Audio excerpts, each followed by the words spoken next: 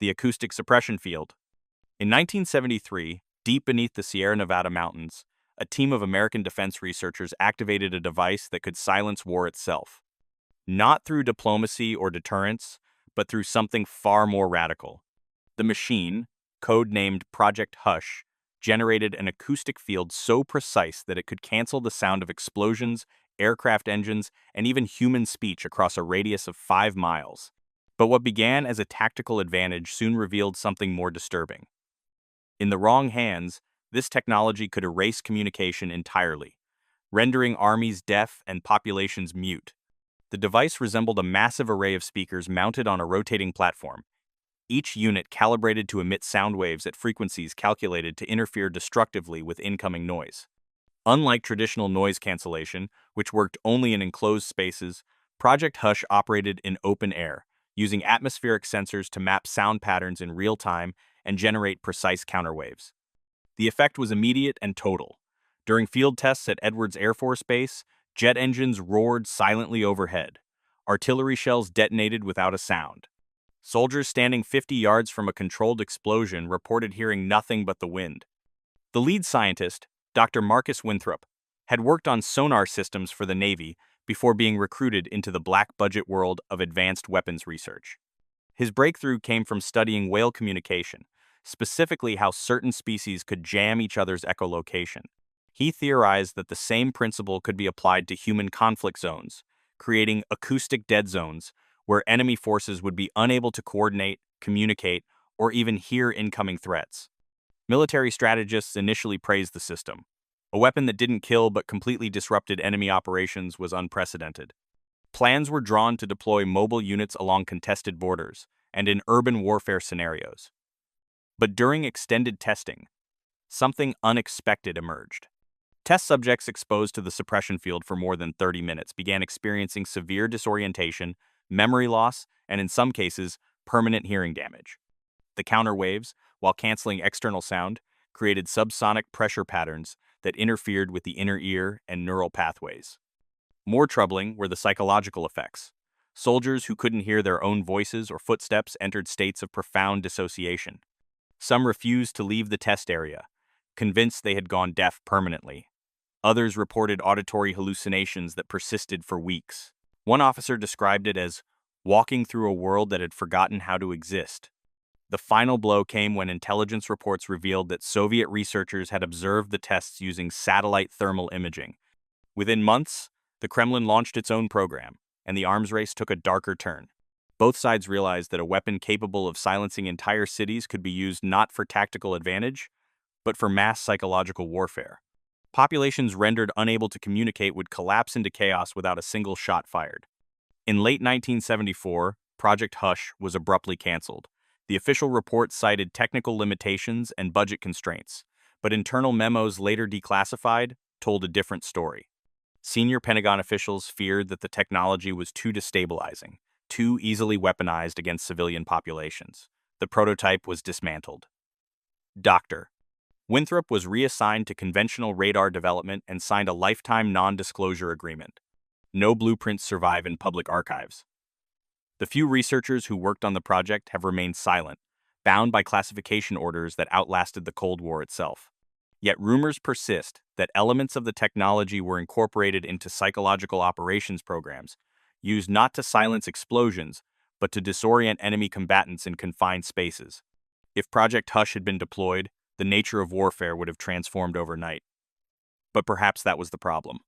A weapon that could erase sound could also erase identity, memory, and the very possibility of human connection. In the end, it wasn't technology that failed. It was the realization that some silences are more dangerous than any explosion. The neurological disruptor. In 1978, inside a classified research facility outside Prague, Czechoslovak scientists working under Soviet supervision developed a weapon that attacked not the body, but the mind itself.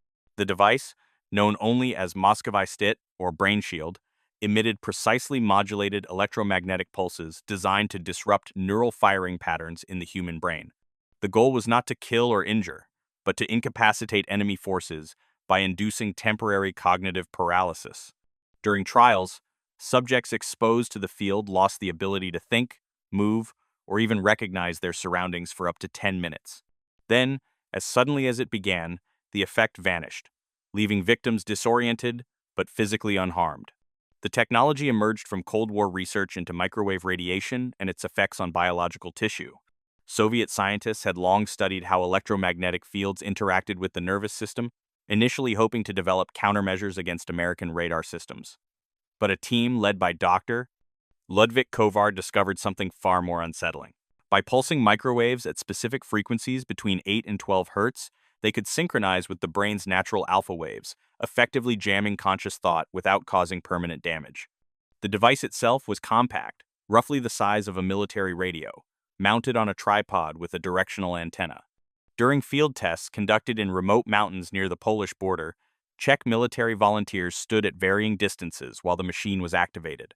Those within 50 meters collapsed immediately, unable to stand or speak. Their eyes remained open, but they showed no awareness of their environment. Biological monitors confirmed that their brains were still active, but the normal patterns of communication between neurons had been scrambled into incoherent noise. What made the weapon particularly disturbing was its selective targeting. By adjusting the frequency and intensity, operators could induce specific effects. Lower frequencies caused profound disorientation and loss of balance. Mid-range pulses disrupted short-term memory, leaving victims unable to recall events from the previous few minutes. Higher frequencies induced overwhelming anxiety and paranoia, often causing soldiers to flee in terror from non-existent threats. Intelligence reports from Western agencies suggest that the device was tested in live scenarios along the East German border, though these claims remain unverified. Defectors from Czech intelligence later described incidents where border guards experienced unexplained blackouts, losing several minutes of consciousness before returning to normal with no memory of the gap. Some attributed these events to exhaustion or psychological stress, but internal documents hinted at something more deliberate. The technology never reached mass production. In 1979, the Soviet Union abruptly shut down the program and ordered all research materials transferred to Moscow. Dr. Kovar disappeared from academic records, and the Prague facility was repurposed for conventional electronics manufacturing. Western analysts speculated that the Kremlin had grown concerned about the weapon's potential for abuse, particularly against civilian populations during political unrest. Declassified CIA memos from the early 1980s reference attempts to replicate the effect using captured design fragments. American researchers confirmed the basic principle was sound but encountered the same ethical barriers. A weapon that could erase someone's ability to think, even temporarily, crossed a line that neither superpower was willing to acknowledge publicly. The research was classified, then buried under layers of national security restrictions that remain in place today. If the neurological disruptor had been deployed on a battlefield, it would have rendered traditional combat obsolete. Entire armies could be incapacitated without firing a shot, making war a matter of who could paralyze the other side first. But the implications extended far beyond military applications. A government with access to such technology could suppress dissent, control crowds, or silence opposition without leaving evidence of violence. Perhaps that is why the weapon was never used. Not because it didn't work, but because those who created it understood that some forms of power are too absolute to exist safely in human hands. The ability to shut down consciousness itself is not a tool of war.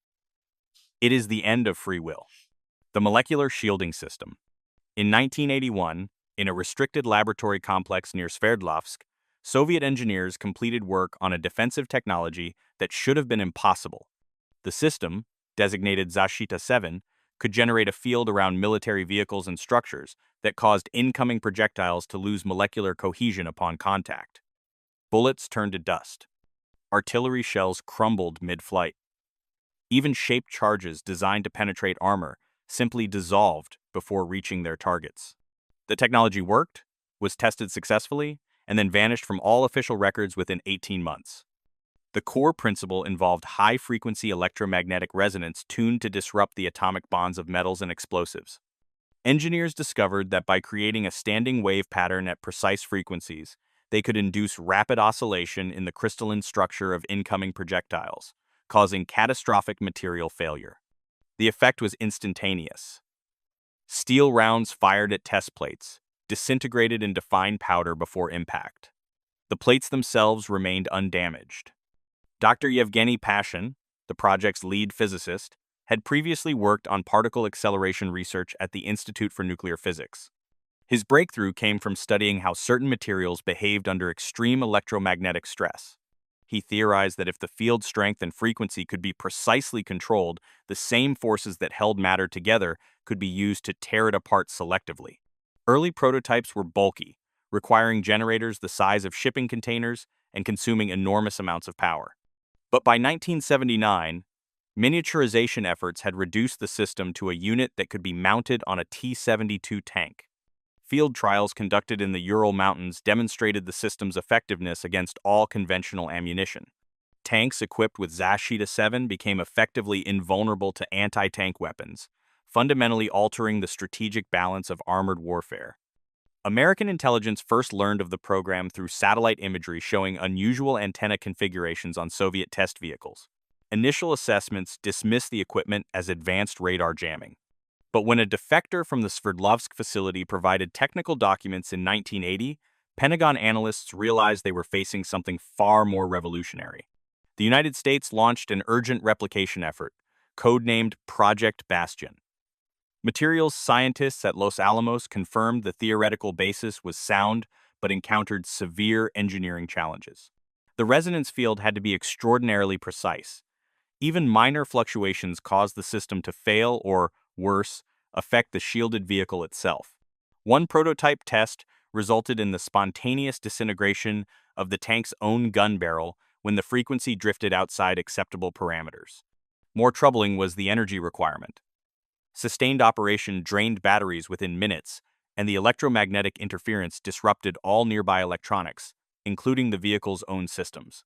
Soviet engineers had partially solved these problems using superconducting coils cooled with liquid nitrogen, but the solution was fragile and impractical for combat conditions. Then, in the spring of 1982, both programs abruptly ceased. Soviet researchers were reassigned. American efforts were archived and classified. No official explanation was given, but intercepted communications between Moscow and Washington suggested that both sides had reached the same conclusion. A defensive system that made conventional weapons obsolete would trigger an immediate escalation to nuclear arsenals. If tanks and bunkers became invulnerable, the only remaining option would be weapons that didn't rely on kinetic impact. The technology also raised troubling questions about proliferation. Unlike nuclear weapons, which required rare materials and complex infrastructure, molecular shielding depended primarily on electromagnetic engineering. If the designs leaked to smaller nations or non-state actors, the global balance of power would collapse. A handful of protected vehicles could dominate an entire region. Dr. Pashin died in 1984 under circumstances that remain disputed.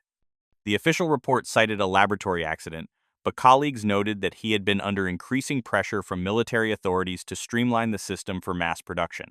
After his death, all physical prototypes were destroyed, and remaining team members were scattered across unrelated projects. Decades later, defense analysts occasionally referenced the Sverdlovsk work in classified briefings, usually as a cautionary tale about technologies too disruptive to deploy. The molecular shielding system proved that invulnerability was possible. But invulnerability, in a world built on mutual vulnerability, was the most dangerous discovery of all: the time-delayed communication system. In 1975, American cryptographers at the National Security Agency developed a communications protocol that seemed to defy causality itself. Codenamed Temporal Shield, the system allowed encrypted messages to be transmitted in such a way that they could not be intercepted or decoded until a predetermined future moment, even if the encryption key was captured. The technology was based on quantum entanglement and time-locked algorithms that created a form of temporal cryptography. For 3 years, it gave the United States an unbreakable communication channel. Then, without warning, the program was dissolved and all records sealed. The concept emerged from theoretical work on quantum mechanics and information theory. Dr. Sarah Brennan, a physicist specializing in quantum computing, proposed that entangled particles could be used not just to secure messages spatially, but temporally. By encoding information into quantum states that remained indeterminate until a specific future time, she created a system where intercepting the message today was meaningless because the information itself wouldn't exist in readable form until tomorrow, next week, or next year.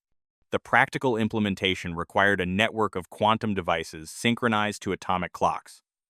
Messages were split into quantum states and distributed across multiple channels. Each fragment remained in superposition until the predetermined unlock time, at which point the wave functions collapsed simultaneously across all receiving stations, revealing the complete message. Even if an adversary captured every fragment, they would read only random noise until the time lock expired. During operational testing, Temporal Shield demonstrated capabilities that changed the nature of strategic planning. Military commanders could send orders that enemy intelligence couldn't read even if intercepted, because the orders literally didn't exist yet in any meaningful form. Nuclear launch codes could be transmitted with absolute confidence that they wouldn't be compromised before their intended use. Most significantly, the system enabled perfectly coordinated multi-theater operations where timing was critical but radio silence was required. The technology's first real-world deployment came during a covert operation in 1976.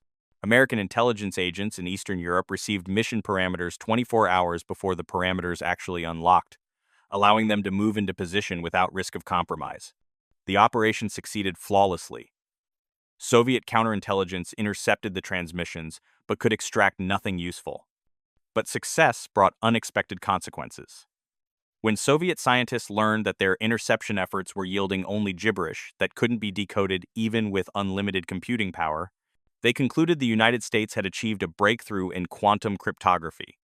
The Kremlin responded by accelerating its own quantum research programs and, more significantly, developing new strategies that assumed American communications were completely secure. This shift in assumptions proved destabilizing. If one side possessed unbreakable communications while the other did not, the balance of deterrence began to crack. The Soviet Union couldn't verify American intentions or capabilities through signals intelligence. Every intercepted message was useless noise. The fog of war, instead of being reduced, became absolute. Senior American strategists grew concerned. Multiple war game simulations demonstrated that perfect communication security, paradoxically, increased the risk of miscalculation.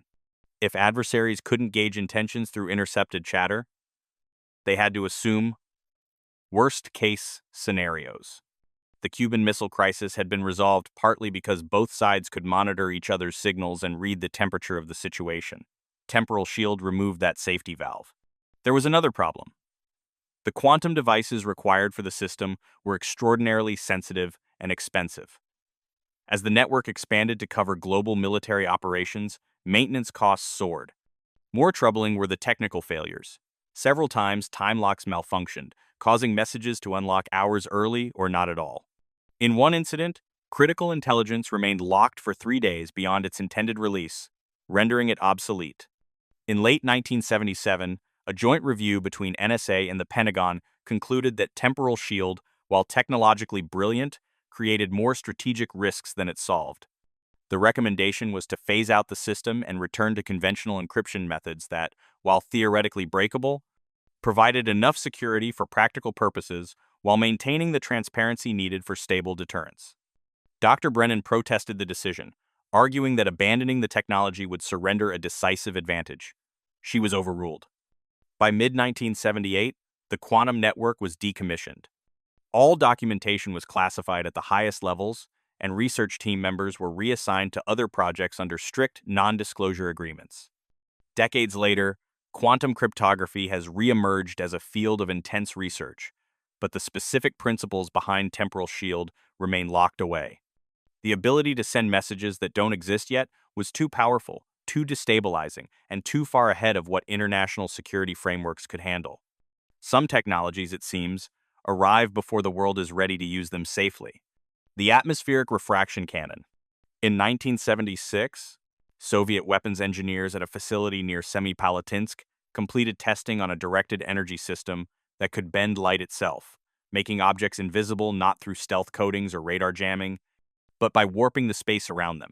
The device, officially designated Prizrak cannon, used focused microwave beams to superheat atmospheric layers, creating precisely controlled refraction patterns that diverted light around a target.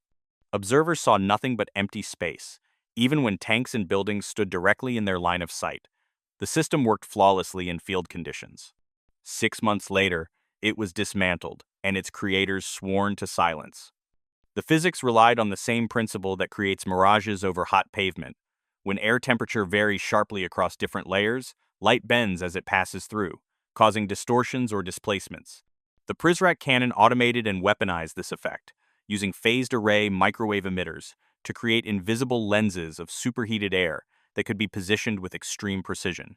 By carefully controlling the temperature gradient, operators could make the light traveling toward an observer curve around an object, rendering it effectively invisible. Dr. Anatoly Grekov, the project's chief engineer, had initially been researching atmospheric interference with aircraft radar. His team discovered that by generating specific heating patterns, they could create radar-transparent zones. But during one experiment, a technician noticed that visual observation was also affected. Objects behind the heated air zone appeared to shimmer and vanish. Further testing confirmed that with sufficient power and proper calibration, complete optical invisibility was achievable. The first successful test occurred in March 1976. A T-62 tank positioned in the open steppe of Kazakhstan became invisible to observers stationed 500 meters away when the Prizrak cannon activated. The tank didn't disappear suddenly. Rather, it seemed to fade, becoming translucent before vanishing entirely. Thermal imaging still detected its heat signature, but to the human eye and optical cameras, the space was empty.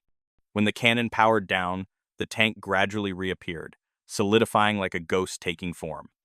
Military applications were immediately apparent.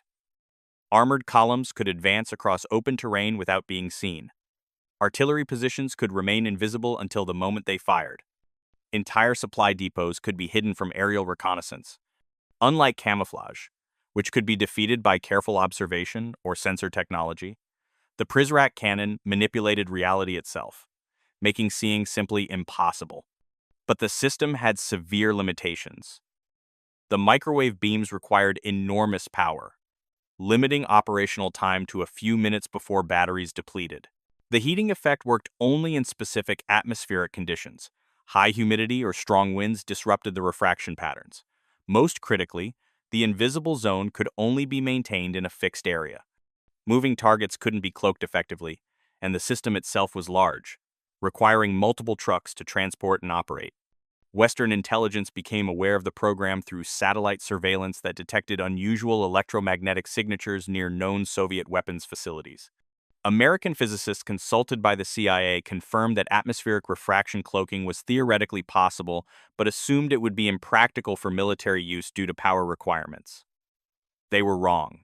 When the full capabilities became apparent through intercepted communications, Pentagon planners recognized a fundamental shift.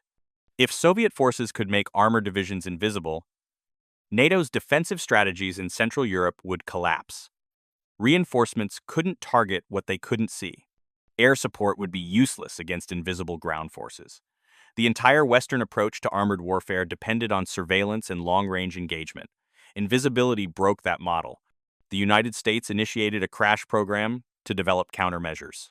Research focused on alternative detection methods: seismic sensors to detect vehicle movement, synthetic aperture radar to penetrate the refraction zones, even trained dogs whose senses wouldn't be fooled by optical tricks. But every solution was partial and expensive. Then, in October 1976, the Prizrak program was abruptly canceled. Officially, technical problems had proven insurmountable. Unofficially, Soviet leadership had realized the same thing their American counterparts feared. A weapon that created perfect invisibility was too destabilizing. If both sides deployed it, battlefield awareness would collapse entirely. Combat would become random chaos, with neither side able to locate or identify targets reliably. Moreover, the technology raised nightmare scenarios in strategic planning. If an invisible strike force could approach undetected, conventional deterrence failed. No nation could tolerate that level of vulnerability. The only response would be preemptive escalation, or the deployment of weapons that didn't require visual targeting, namely nuclear weapons with area effect devastation. Dr. Grekov was reassigned to radar development, and his team scattered across various institutes. The Prizrak cannon prototypes were destroyed. Their components melted down to erase any possibility of reverse engineering. When questioned years later about his work, Grekov would only say, "We proved invisibility was possible." That was enough. The principle remains valid. Light can be bent, reality can be warped, and invisibility is achievable with sufficient power and precision. But knowing something is possible is very different from allowing it to exist. The atmospheric refraction canon proved that some capabilities are too dangerous to deploy, not because they don't work, but because they work too well. The biological deactivation field.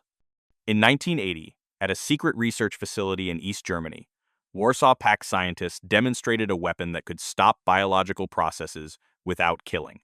The system, known as still-stand field, emitted precisely tuned radiation that forced living cells into a state of suspended animation. Humans exposed to the field collapsed immediately, their metabolism slowing to near zero. Heart rates dropped to 1 beat per minute. Brain activity became barely detectable, yet they remained alive, frozen in time, until the field was deactivated and normal biological function resumed. The technology was tested, refined, and then buried so thoroughly that even its existence remains disputed. The research originated from Cold War studies of radiation effects on living tissue. Soviet scientists investigating how electromagnetic fields influence cellular respiration discovered that specific frequencies could dramatically slow biochemical reactions. A team led by Dr. Ilse Richter, an East German biophysicist, pushed the research further. By combining microwave pulses with weak magnetic fields oscillating at precisely calculated intervals, she found a resonance pattern that temporarily halted nearly all cellular activity. The effect was immediate and total. During tests on laboratory animals, mice exposed to the still-stand field stopped moving mid-stride. Their breathing ceased. EKG monitors showed hearts beating once every 60 to 90 seconds. Yet cellular integrity remained intact.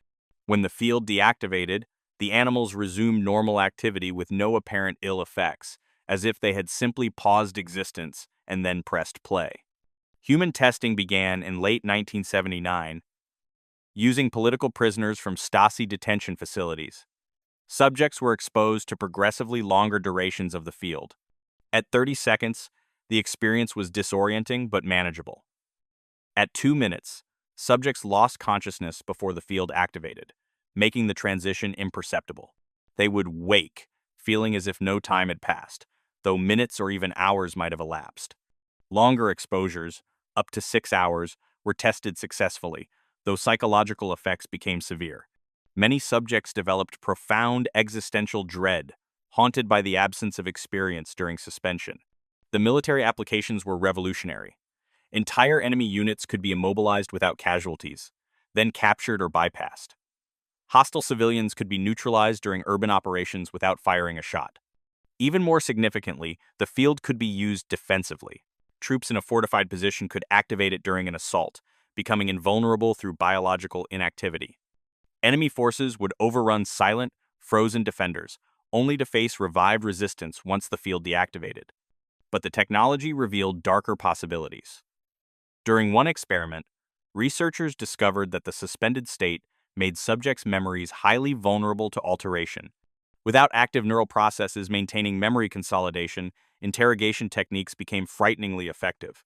Information extracted during suspension appeared to bypass normal psychological defenses. Subjects couldn't resist or even remember being questioned. The still-stand field transformed interrogation from an adversarial process into biological programming. This capability alarmed even hardened military officials. A weapon that could rewrite human consciousness was too powerful, too open to abuse. Documents later smuggled to Western intelligence suggested that senior East German officials grew concerned about domestic applications. A government possessing such technology could suppress dissent not through violence, but through selective mental adjustment. Protesters could be frozen, modified, and released with altered beliefs and no memory of the process. International discovery of the program came through an unexpected channel.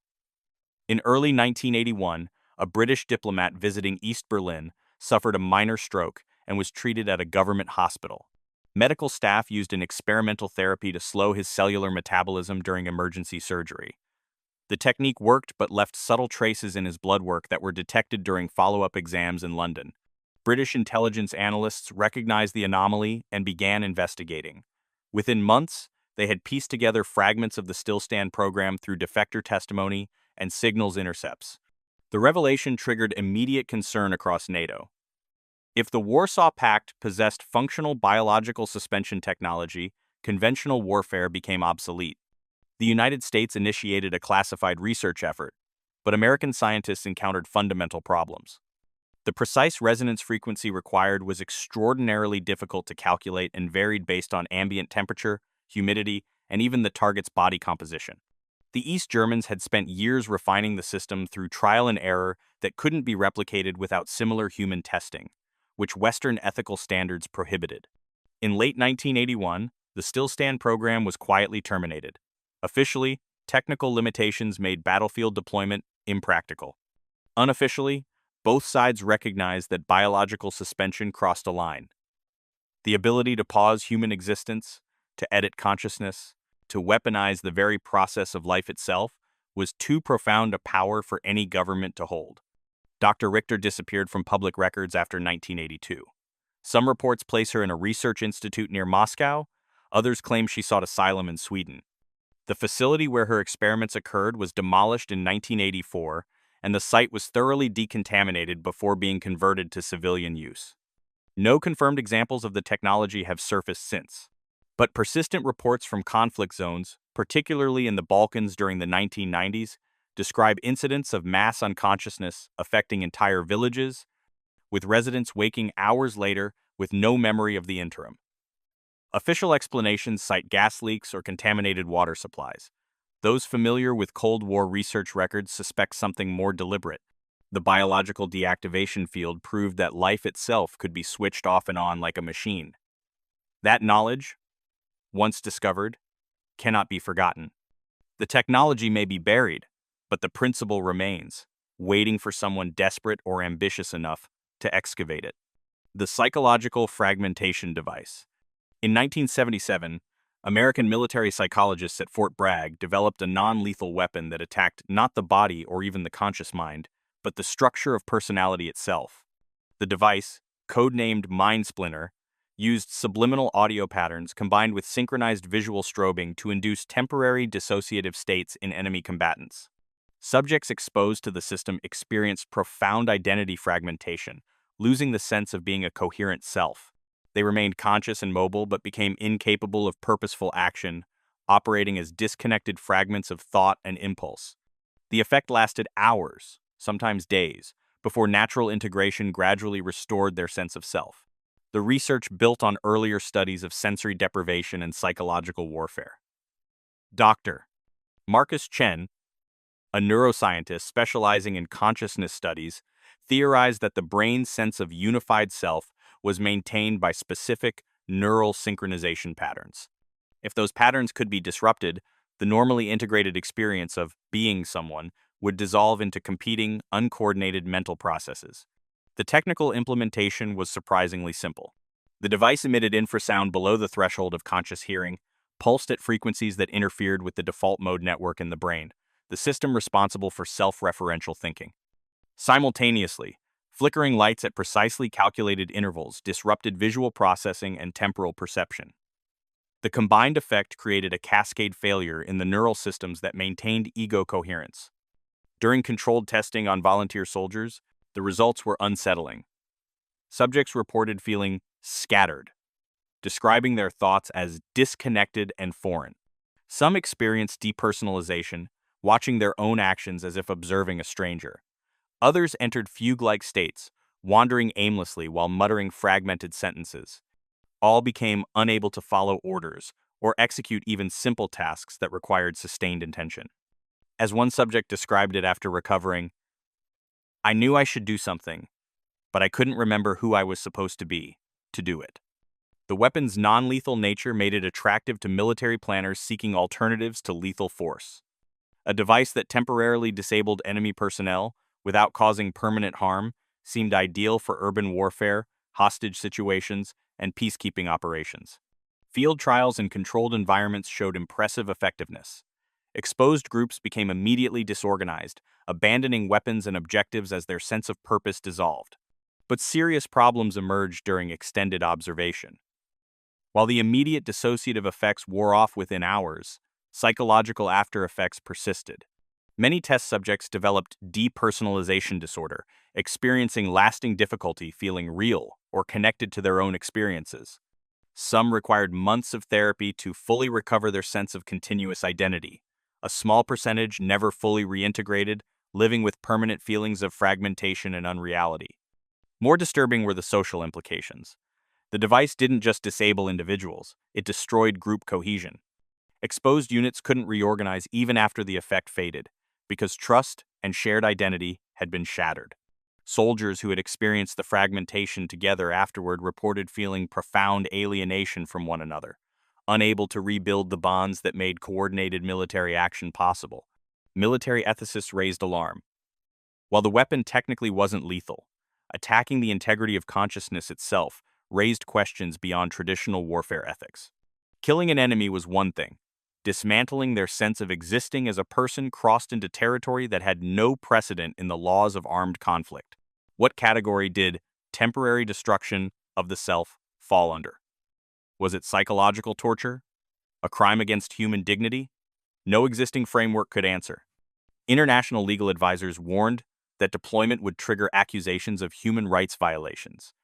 Even if subjects recovered fully, the experience of having one's identity forcibly fragmented could be argued as a form of cognitive assault more traumatic than physical injury. Moreover, the technology had obvious applications beyond military contexts. A government could use it on protesters, dissidents, or any group deemed problematic, achieving social control through induced mental dissolution. In late 1978, funding for MindSplinter was discontinued. The official justification cited technical unreliability and concerns about operational safety. Internal communications told a different story. Senior Pentagon officials recognized that the weapon represented a kind of violence with no acceptable place in human conflict.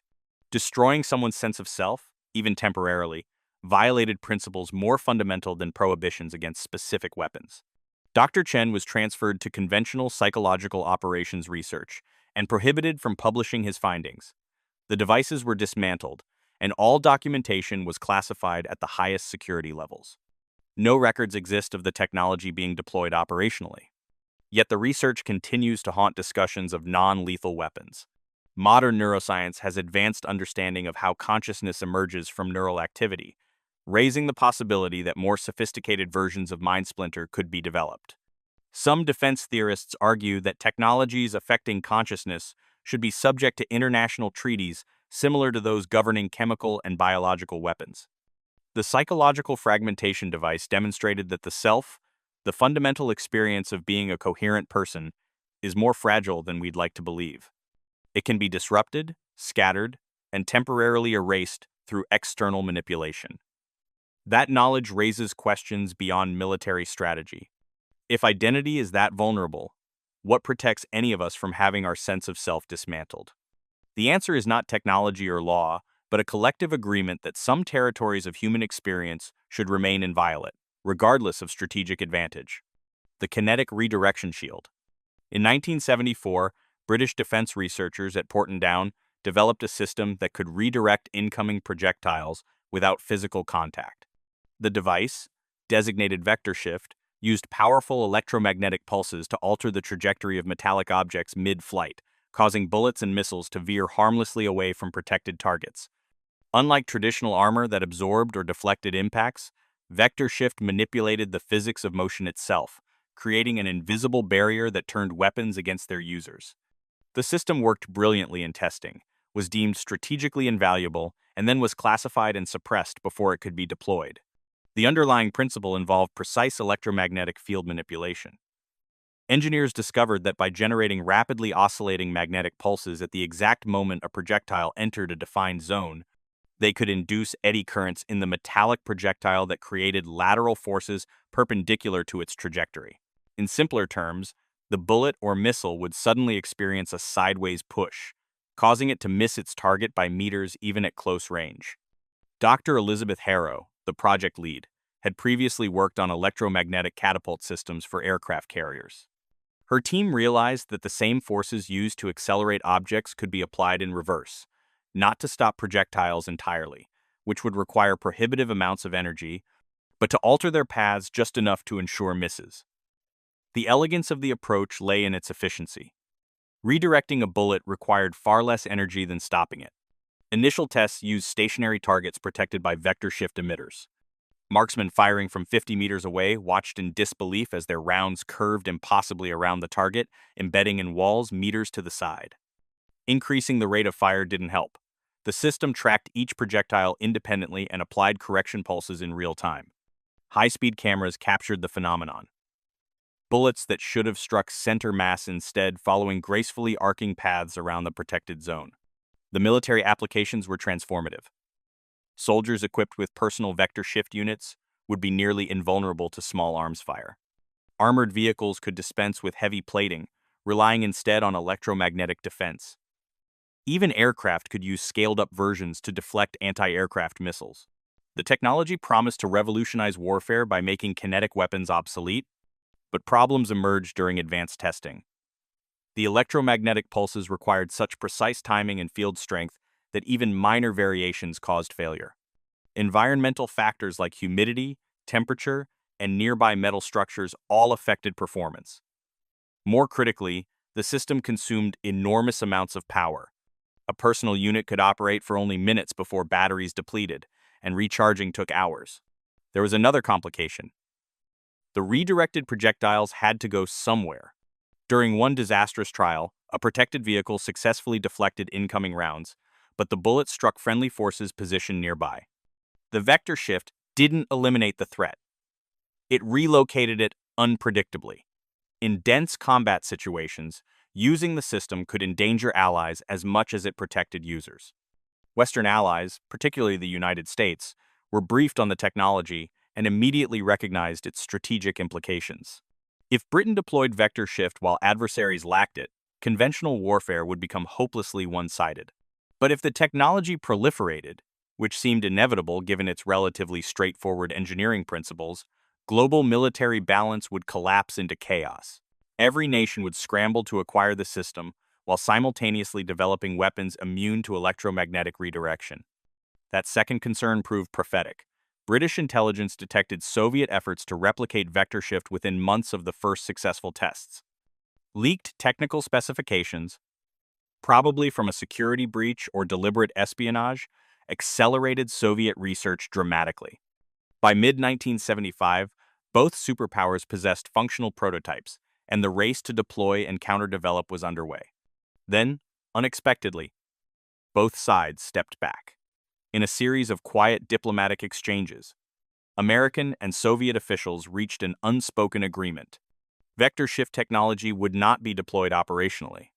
No formal treaty was signed, no public announcement made, but both nations quietly shelved their programs and agreed to maintain conventional warfare's existing rules. The technology was too destabilizing, too likely to trigger arms races and countermeasures and countermeasures that would consume resources without providing lasting advantage. Dr. Harrow protested the decision, arguing that defensive technologies should be encouraged, not suppressed. She was overruled and reassigned to non-classified radar research. The vector shift prototypes were dismantled and their components dispersed across multiple storage facilities. Documentation was classified at levels that ensured it would remain sealed for decades. Rumors of the technology occasionally surface in defense circles. Some analysts believe that certain modern active protection systems for tanks incorporate principles derived from vector shift research, though scaled back to less destabilizing applications. Others argue that electromagnetic warfare development continues in secret, waiting for strategic conditions where deployment becomes acceptable. The kinetic redirection shield proved that invulnerability to conventional weapons was achievable, but in a world where both sides possess such capability, the next escalation would be inevitable.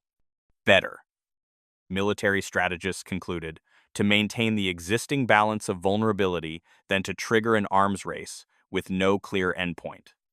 Some technologies, it seems, are too successful for their own good. The memory erosion transmitter.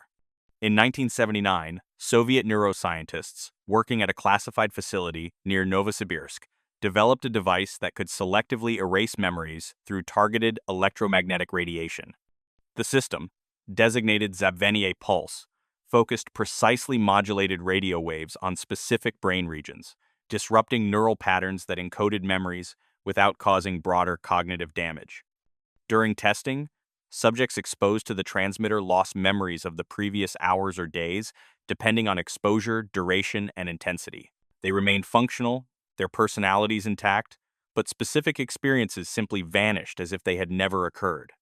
Dr. Arkady Volkov, a neurophysiologist specializing in brain imaging, led the research. His team used advanced brain mapping techniques to identify the neural signatures of specific memories.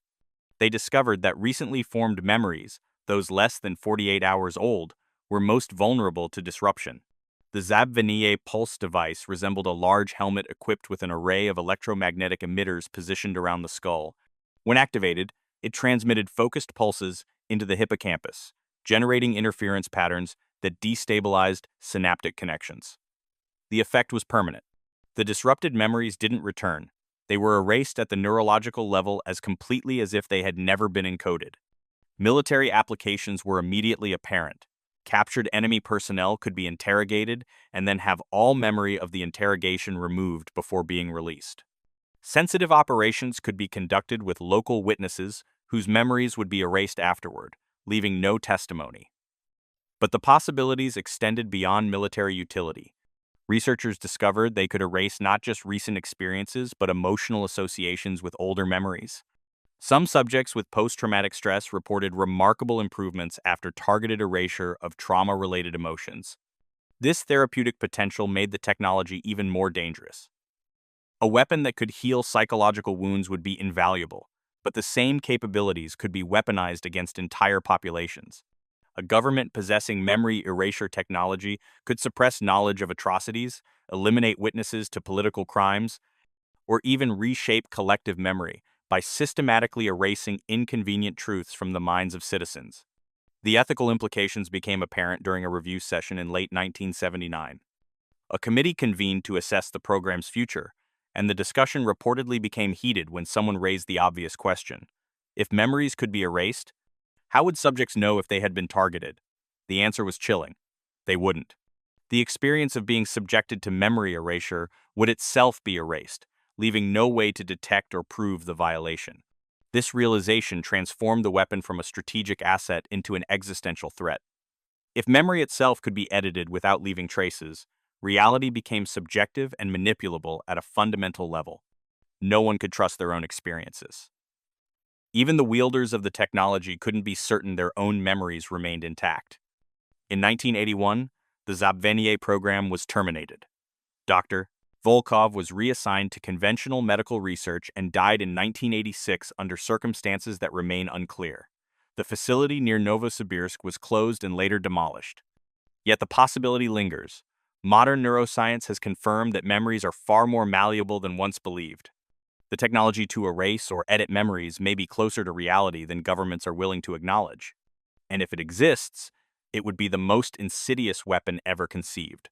A tool that attacks not lives or even minds, but the very record of existence itself.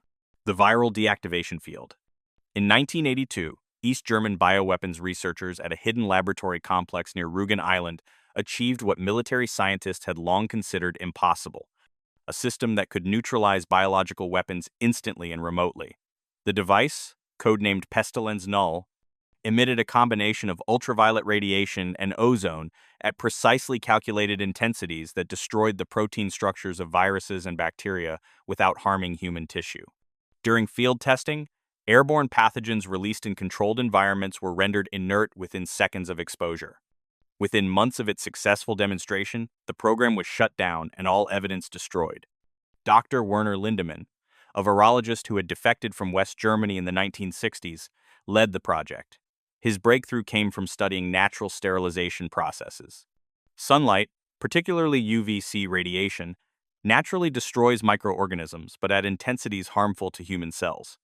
Lindemann's team discovered that by pulsing UV radiation at specific frequencies and combining it with controlled ozone generation, they could create a zone where viral and bacterial proteins denatured instantly while human tissue remained unaffected. The Pestilens Null device consisted of arrays of UV emitters and ozone generators mounted on a mobile platform. When activated, it created a defensive perimeter approximately 100 meters in radius, where airborne pathogens couldn't survive. Ground tests showed 99.9% neutralization rates. More significantly, the system worked against unknown pathogens, requiring no advanced knowledge of the specific biological agent. The defensive implications were profound. Troops could operate in contaminated environments without protective gear. Civilian populations could be shielded during biological attacks. Most importantly, the existence of such defense would deter biological warfare entirely. If attacks were guaranteed to fail, the strategic value of bioweapons collapsed to zero. But the technology revealed an unexpected vulnerability. During advanced testing, researchers discovered that the same principles could be inverted. By modifying the emission patterns, the device could be tuned to target human cells while leaving pathogens intact. What had been designed as the ultimate defense could be transformed into the ultimate biological weapon, a system that made environments lethal to humans while preserving the microorganisms that would consume their remains. This dual-use potential horrified even the military officials overseeing the program. A technology that could swing from perfect defense to perfect offense with minor modifications was too dangerous to deploy. More troubling, the device left no forensic evidence. Victims would appear to have died from natural exposure to environmental pathogens, making attribution impossible. Intelligence reports suggest that Western agencies learned of the pestilence null program through signals intercepts in late 1982. American biodefense analysts confirmed the basic science was sound and recognized immediately that replicating the technology would be relatively straightforward. If the system became publicly known, proliferation would be rapid and uncontrollable. A series of covert diplomatic exchanges followed. East German officials were informed that continued development would be considered a hostile act, triggering severe consequences. Simultaneously, American and Soviet leadership reached a quiet understanding. Neither side would pursue the technology, and both would actively suppress any related research. In March 1983, the laboratory complex on Rugen Island was closed. Dr. Lindemann and his team were dispersed across various civilian research positions. The pestilence null prototypes were dismantled and their components destroyed. Modern biodefense systems use some similar principles, but none approach the real-time, wide-area effectiveness of pestilence null. The technology proved that perfect defense against biological weapons was achievable. It also proved that such defense was too dangerous to allow, because perfection could be inverted into the perfect weapon. The viral deactivation field was not abandoned because it didn't work. It was abandoned because it worked too well.